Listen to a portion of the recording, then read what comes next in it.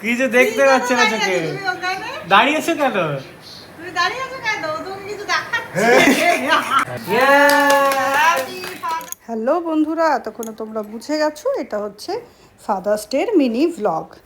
এইটা হচ্ছে আমি আমার বাবার জন্য আনিয়েছিলাম ইনস্টাতে, এর অ্যাড দেখে।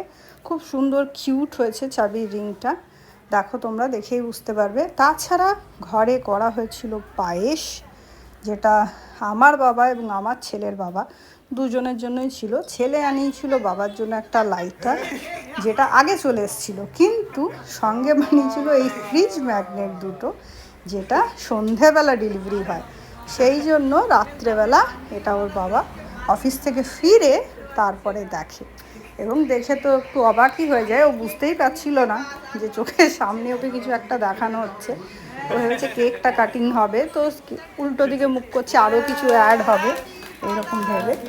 যাই হোক, এই ছোট্ট করে সেলিব্রেট করা। আর এই হচ্ছে আমাদের কেক কাটিং, দুই ফাদার একসঙ্গে দাঁড়িয়ে কেক কাটিং হচ্ছে।